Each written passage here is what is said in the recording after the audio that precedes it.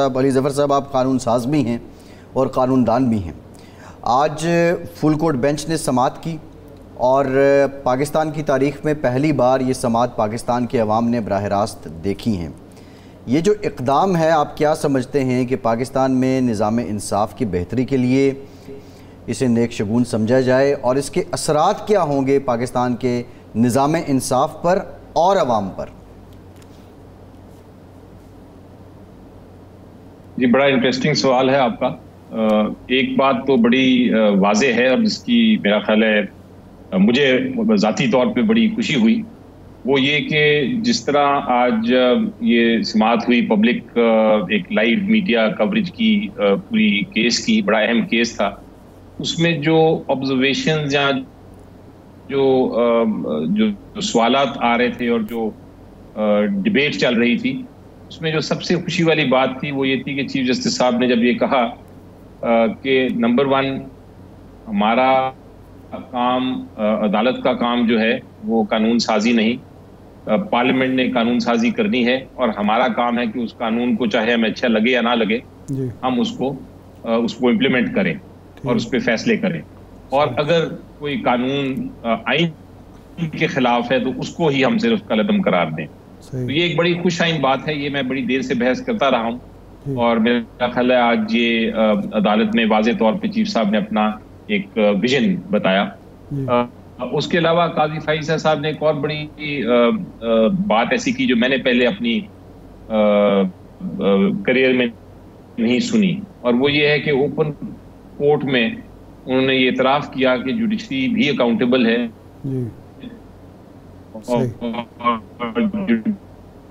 Judiciary ने गलत फैसले भी हुए किए हैं।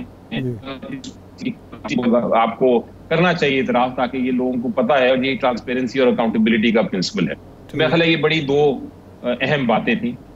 अब आपका सवाल आया कि ये यूनिक जो काम हुआ है, पहली बार तारीख में हुआ है पाकिस्तान की। कुछ ममालिक में तो ये लाइव मीडिया कवरेज चल रही है, कुछ ममालिक में नहीं है। इस पे डिबेट हर मुल्क कर रहा है। जहां लाइव डिबेट चल रही है वहां भी डिबेट हो रही है, और जहां ये लाइव प्रोसीडिंग नहीं चल रही वहां भी डिबेट हो रही है।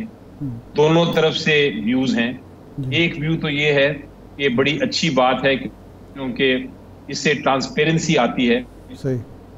आफ्टर ऑल ये जो ट्रायल होते हैं और केसेस होते हैं, ये अवाम के ही पैसों से ये केसेस चल रहे हैं और अवाम के लिए ही ये केसेस चल रहे हैं। तो अवाम का हक है कि वो सुने कि उसमें क्या बहस हो रही है और किस तरह मामला आगे चल रहा है। तो ट्रांसपेरेंसी और अकाउंटेबिलिटी के लिए ये बड़ा जरूरी है। लेकिन दूसरी तरफ एक और व्यू पॉइंट भी है, इस पे भी डिबेट होती है और कहा जाता है कि जब लाइव कवरेज हो, पब्लिक में ये चल रहा हो एक मीडिया ट्रायल, तो उसमें जजेस भी प्रेशर में होते हैं, लॉयर्स भी प्रेशर में होते हैं, और वो ऐसा प्रेशर होता है कि आपको पब्लिक, चूंकि आप पब्लिक में हैं तो आपको अपने केस से हट के आपको कई बार व्यूज देने पड़ते हैं जो पब्लिक के रेलेवेंट हों। तो वो उससे ट्रायल सफर करता है।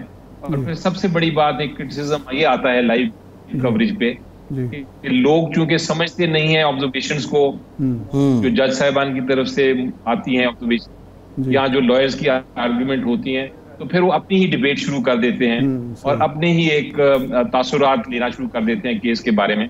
तो ये एक दोनों साइड पे डिबेट है, लेकिन मेरा ख्याल है कदम अच्छा है।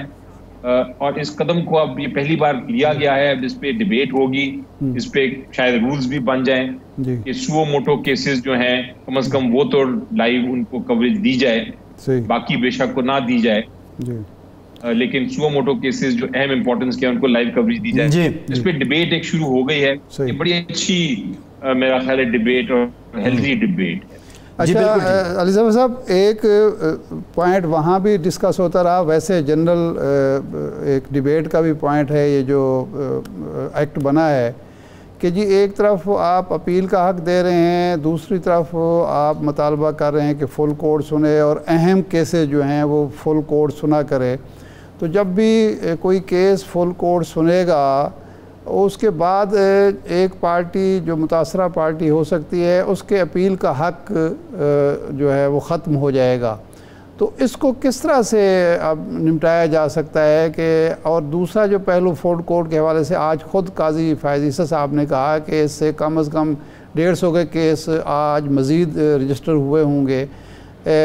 माजी में भी यही होता था कि जब फुल कोर्ट आप बनाते हैं तो बहुत सारे नए केसेस पेंडेंसी बढ़ जाती है। तो इसको किस तरह से फोकस किया जाएगा या इसको एड्रेस किस तरह से किया जाएगा? सबसे पहले तो मेरी नज़र में जो सुओ मोटो केसेस होते हैं जो आर्टिकल 184(3) के तहत सुप्रीम कोर्ट खुद ही उनको टेक अप करता और खुद ही फैसला कर देता था, बहुत ज़रूरी था कि उसमें अपील हो लोगों को, ताकि वो फैसला जो है उसको अपील कर सके। बेशक सुप्रीम कोर्ट के पास वापस ही एक लार्जर बेंच के पास हो, लेकिन अपील कर सके। तो ये उस लिहाज से तो ये कानून दुरुस्त है। और आज अदालत यही पूछ रही थी कि इसमें क्या किसी को क्यों ये इसमें ऑब्जेक्शन है अगर अपील का हक दिया जाए लोगों को। तो उस लिहाज से तो मेरा ख्याल है ये कानून दुरुस्त है और अदालत उसको इसी नज़र में देख रही है। ऑब्जर्वेशंस के मुताबिक तो यही एक डिबेट चल रही थी। लेकिन दूसरा सवाल ये आपका आया, वो भी एक वाज़ेह सवाल पूछा गया कि अगर फुल कोर्ट बना दिया जाए तो फिर अपील जो है वो तो खत्म हो जाएगी। तो ये बात दुरुस्त है कि अदालत अगर पहले ही फुल कोर्ट बना देगी तो फिर जो कानून में अपील की प्रोविजन है वो तो एक तरह से नलिफाई हो जाएगी। लेकिन उसका जवाब मेरे ख्याल अतर मिल्ला साहब ने दिया था कि ये हाई कोर्ट में भी ये होता है, क्योंकि हाई कोर्ट में भी एक कानून है जिसके तहत आप हाई कोर्ट के जज के खिलाफ भी एक अपील कर सकते हैं। लेकिन अगर वो वहाँ लार्जर बेंच सुन ले वो केस शुरू से ही, तो फिर वो अपील की गुंजाइश खत्म हो जाती है। तो इसी तरह का एक मेरा ख्याल है प्रोसीजरल रूल बनाना पड़ेगा सुप्रीम कोर्ट को, जो इस कानून को सप्लीमेंट करे या उसको ऐड करे इसमें ये चीज। अच्छा, ये अली साहब एक नुकता बड़ा इंपॉर्टेंट है आवाम की रहनुमाई के लिए। एक सेकंड जी, ये जो फुल कोर्ट की आमतौर पर इस्तदा की जाती है वो ये है कि जी किसी को भी एतराज़ ना रहे, एक फ़ैसला ऐसा आ जाए जो मुतनाज़ ना हो। लेकिन हमने माजी में देखा, ख़ासतौर पर नवाज शरीफ केस जो था 93 का, फुल कोर्ट ने केस सुना, फैसला दिया, असम्बली बहाल हुई, एक जमहूरियत के हक़ में फ़ैसला था, लेकिन उसको चमक का नतीजा करार दिया गया। तो फुल कोर्ट भी इसका मतलब मसले का हल तो नहीं है।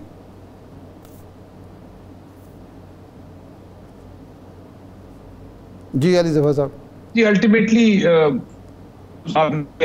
नहीं है कि फुल का भी ये तो हमने देखा है, हमारी ऐसी माजी में हमने देखी है जजमेंट्स का, आपने जिक्र भी किया, और भी इस तरह के एग्जांपल्स हैं।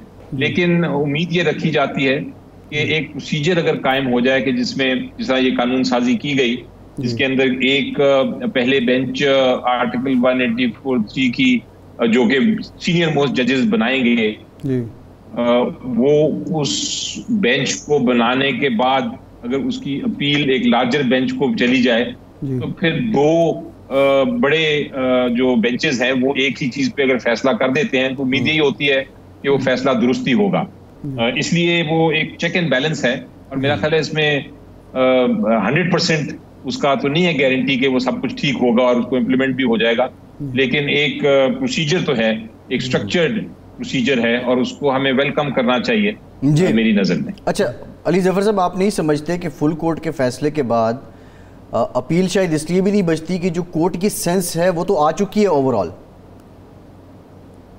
जी, क्योंकि फुल कोर्ट का मतलब है कि आपने सारे जजेस बैठ गए जी और उन्होंने फैसला कर दिया, तो इसका मतलब है कि अब कोई और जज ऐसा रह नहीं गया जिसके पास आपने अपील करनी है, और एक मेजॉरिटी फैसला आ गया तो अपील की जो प्रोविजन है वो वैसी नलिफाई हो जाएगी। लेकिन मेरी नज़र में इसको इस जब एक बार आ जाएगा, अगर ये अगर वैलिड करार दे दिया जाता है इस कानून को, तो उसके बाद फिर ये डिस्क्रेशन है जो लार्जर बेंच बनाने का, वो बहुत कम केसों में बनाया जाएगा। वो सिर्फ ऐसे केसों में बनाया जाए शायद जो कि बहुत ही ज्यादा अहम हो, वरना ज्यादातर ये प्रोसीजर ऐसा ही होगा कि पहले 3 या 5 मेंबर बेंच और फिर उसके बाद 5 या 7 मेंबर या 8-9 मेंबर बेंचेस बनाए जाए।